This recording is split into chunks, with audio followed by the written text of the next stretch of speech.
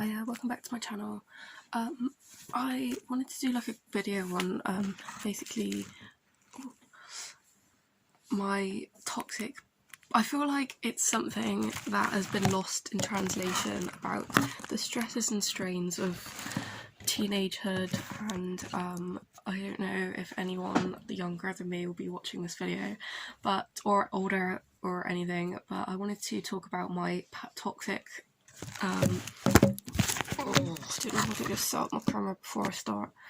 I feel like social media and stuff has overhauled, and lockdown everything has overhauled our entire culture at the moment, which is good, but no one talks about toxic things in younger years anymore. I feel like it's always like our culture is toxic now. They don't talk about how things are toxic. Do you know what I mean? So everything's like, oh, my life is image perfect and everything's great, but they don't really talk about like anything that actually happens, like, or what, like, for example, I'm going to use what happened to me, because the fact is, when you're a teenager, like, your hormones are going crazy, like, and you are literally just like in a weird like space. I feel like just when you're growing up, and you've got peer pressure, and you've got friends, and you've got stresses of school, and you want to do well for your parents, and your parents might not always be as supportive as you want them to be, and you've got siblings, and you're trying to, you know, compete with your siblings, or, you know, ignore your siblings if they're not, whatever, you know, there's so many problems that can come up. And I know we're like you're wired differently when you get older. I will just quickly say, and I heard this in an Evolution Church thing, for anyone that needs to hear this, adult or child or teenager, whatever, teenage years are not always the case. Even though teenage years are so stressful and hormonal and horrible and like so much change and stress, life isn't always like your teenage years. Once you get to an adult, you level out in whatever way that means, even if you needed a bit of extra support that I had with my mental health scene. But regardless of that, I still went through teenage years, I still went through adult years. Life does get easier in terms of your body chemistry. We all go through teenage years, and it is a really big time. I feel like no one takes seriously, because at the moment, because I feel like through lockdown everyone's forgotten about everyday tasks, and people have gone back to school, and everyone's like, oh, millennials, they have life so easy, they go on social media and everything's perfect for them. Well, no, that's actually a misconception, a huge misconception. So I thought I'd talk about my past, because the fact is, yeah, life moves forward. Yeah, we use social media more. I used social media since 2009, so I know, but it's gotten bigger.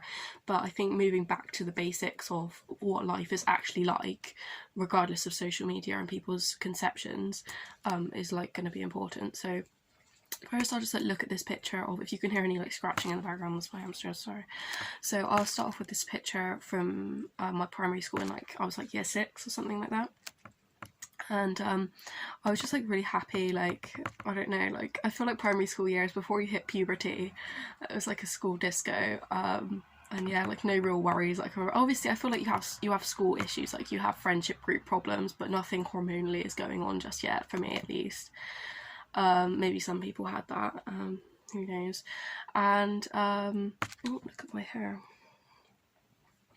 So basically the second one is, yeah, just started puberty, or maybe a year or so into puberty. I just feel like because I was like, this was before I started my acne treatment, I feel like I was getting a few spots. I just remember it made me feel quite low, like when I was getting into puberty. Like, I feel like these are important things to say. I'm not going to like paint out a picture like everything's perfect, but don't get me wrong, I've had some years, and your brain's very clever at looking out for rosy coloured spectacles, whatever age you are, especially when you're an adult and you've had loads of issues like me. I think it's not something that I've had time to dwell on, but yeah, it was really stressful. I got a bit low during this period. Like, school was hard. I was living really far away from my school life, from where my school was. I was travelling for three hours a day on a bus. School was 9 till 3:30 or whatever, and it was hard. It was so hard, like, you know, and hormonally it made me feel low, made me feel sad. I wanted to just quickly add that I do mention later in the video that like it says, oh, I just thought, you know, I think I mixed a couple of these pictures around where I was like feeling crap at this point, but it was also because I think I was on my acne pills already at this point, so like they have really bad effects on your mental health. which I've done another video, and I talk about all this later. And also I had a lot of like repressed trauma, like sexual crap, and like I was also being bullied, so yeah, that was also like why. And obviously like all the other teenage crap as well, so yeah, there we go, just thought I'd add that in there just to make it like clear, like not every single person goes through this like really, really low level. I mean, some people do to like an extent, but like I had it like really bad, so yeah. Sad and crap. And I was lucky, I had some good friends around me. Some of them were moving, because I think another thing that happens at puberty is everyone hits puberty, so everyone separates from their group. And I just feel like I had a lot of issues with that. Like, I feel like everyone was just like leaving, and I had issues with rejection anyway, so that was kind of extra crap for me. So I remember around this period, this, let's just say, is not a flattering photo, but I don't really care at the end of the day. Like, I'm not ashamed of this person, so whatever. As I heard this other girl on this other channel say she's shed that person, but that's not even what I'm thinking about at the moment. I don't care. I love this person. Like, she was me, and I don't care. And yeah, it's just, you can tell I've got a few spots, but nothing massive. I feel like around this point, I got really, really, really low, and it was because as well, I think I was taking my acne pills. I don't know, actually, this wasn't my acne pills. I think this was actually year 7 or year 8. I think it was actually year 8, a school trip, either year 7 or year 8. And I just wanted to, I remember like being on this school trip, I just really didn't want to be there. And looking back, like, yeah, it was school, it was overwork from school stress and obviously hormones and everything, but I just really just didn't want to be at that school anymore. I just didn't want to be at school. I just wanted to be at home. It wasn't that bad by this point, but I just remember I just didn't want to be on this trip. Like, I shouldn't, like, I was going to sit next to my friend, and then my friend decided to sit next to someone else. And it's just that thing about teenagers, and like everyone's branching out to make new friends and stuff, but I was kind of over it. Like, with all the time I was putting into going to school and back and everything, I was just over it. Like, even a year in, like, I remember even being there from the beginning, I didn't really love it, to be honest. And also because it was in a different city, I feel like, not massively, but I think there was a slight class difference, because where I went was a slightly upper class area, and I feel like just the conduct and stuff was potentially slightly different. I know that's like a socio-economic situation, but I think I grew up not in a bad area, and I know people from bad areas went to that school, so it's probably not the worst thing, but I feel like a lot of my friends tried really hard to bridge that gap between the class difference, because they lived in my area and they were sort of socialising with people from maybe a slightly socio-economic further up socioeconomic class, and I couldn't be bothered with that. I've always had this moral standpoint of I am what I am. Like, I know that sounds a bit stubborn, but like, I'm not gonna like try and dance around someone else, and like that was my decision. I had enough going on than to worry about like pleasing other people. So yeah, this is the next photo, which I remember I just chucked myself into creative pursuits. I remember being on the bus, and all the time I'd listen to music. Not all the time, I would obviously like talk to my friends because I knew these friends from primary school, but a lot of the time I would literally just like listen to my music, and I was, yeah, just chuck myself into creative pursuits.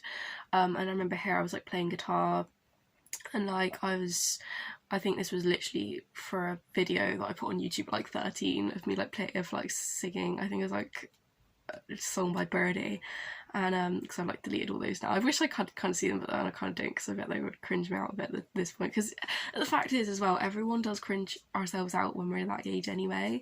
Like, I feel like at the time, like, oh, I'm so cringy, like, I'm the only one that's cringy. But like, I've always had that complex of like, I'm the only one. Like, not always, but like, I feel like I've had that.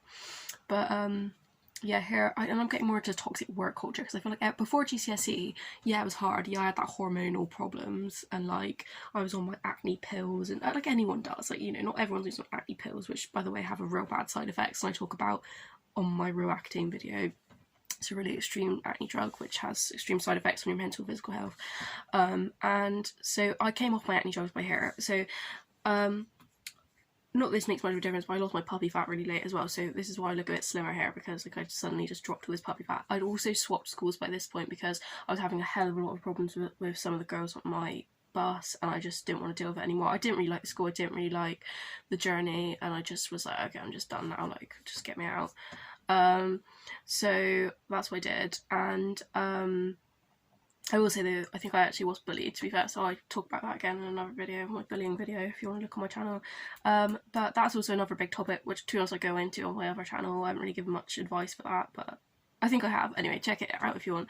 And so then it kind of moves from toxic relationship with myself in terms of my hormones and my stress levels when I move and my friends and everything, then it moves to perfectionism from work, because as soon as I hit GCSE, as soon as I moved schools, I had this complex of I fucked up the last school, which I didn't at the end of it. I didn't say I fucked up the last school. I think it was like that. I think it was like, this is my next big break. I need a fresh start.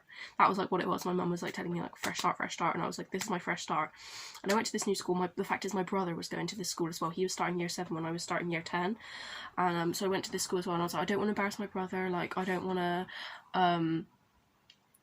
to, you know, make a bad impression. I want this to go right. This is my fresh start. So I think I just overcompensated massively on my first few days of going to that school, to be fair. And someone even said, oh, I think you were like really cocky when you first turned up. And to be honest with you, I think it was nerves, and I think I was overcompensating for my real bad nerves and my real bad anxiety to want to be accepted into that school, because it's not like I wasn't accepted into my last school, because I did have friends and stuff, but it was a lot more of a bitchy school. My last one I went to was a Catholic school, and there was a lot of girls, and there was a lot of hierarchy, social climbers that I just didn't appreciate. I know that we all see things from different perspectives, but the way I saw it, this school was, I was a bit older, there was less bitchiness, everyone had mellowed out a bit towards adulthood at this point, and I really enjoyed going to that school, to be fair. And even to this day I look at it with a relief, because it was kind of like I mentally separated those two periods of my life.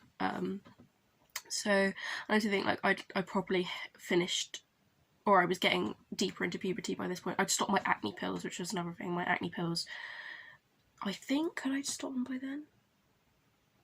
I either stopped my acne pills or I stopped them a little bit into going to that school. I'm not sure which one. I think actually, oh no, I think I was on my acne pills when I went to that school, to be fair.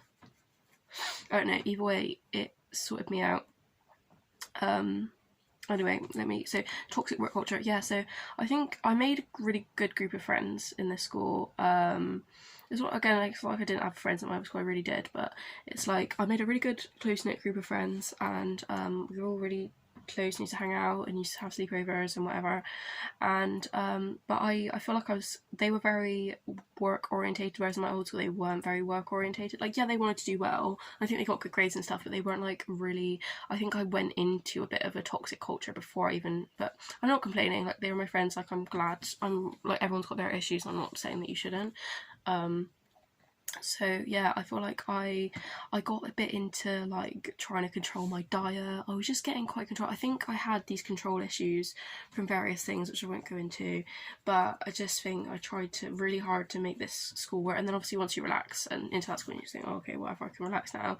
But I just feel like I tried a bit too hard. I don't know, I got into this toxic relationship with my work, and I just didn't want to do anything. I feel like I've discussed in my autism energy video that I feel like because I have like certain standards in my own mind that I can't just like answer a question. I need to make sure it's right, you know what I mean? Like I'm not diagnosed autistic or anything, but I think I have autistic tendencies where like maybe it was harder for me to do certain work, like not to the point where I'd have to get like anyone to help me out with it, but I feel like because of my pernicketiness in terms of how I was with my work, that made me more stressed in doing everyday work and maybe not get as good grades and stuff. I still got good grades, I got like B's and C's, I think, in my GCSEs. But anyway, I was a bit toxic here, and so this is when I left school. I was just really pleased to get out of my GCSEs, and I've talked in my past about, I will just say, my mental health problems.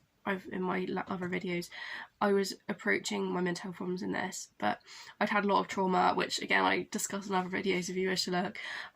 But like, yeah, I remember just being so relieved to get out of school and just like take a breath, really, because I just felt like I was just getting overwhelmed with all the work and stuff, and I wasn't really planning to go back to schooling. I was planning to go into work in Aldi, and then I eventually went back to school, and then I got my mental health problems. But I look back and I was up here, but that was mainly because of past traumas and stuff rather than my situation. But it's a bit of everything. I've discussed that in depth in other videos, so I won't go into that.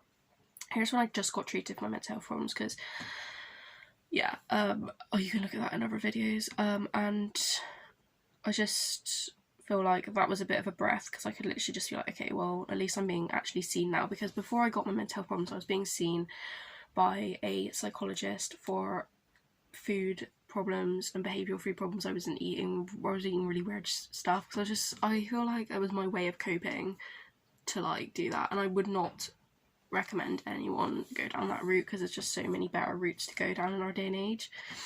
But I wanted to touch on like how life can be so hard, and when you're a child you just don't know how to cope. Do you know what I mean? Like, it's so hard to have to, you know, deal with life when you're like, you know, you feel like you're like not in control, especially if you have controlling parents or anything. Or people have all different ways of being, but parents are either they're too demanding, give you too much control, or they're not controlling enough. Sorry, they give you too much control, or they don't, you know, they don't give you any control, and they try and do everything for you, like helicopter parents.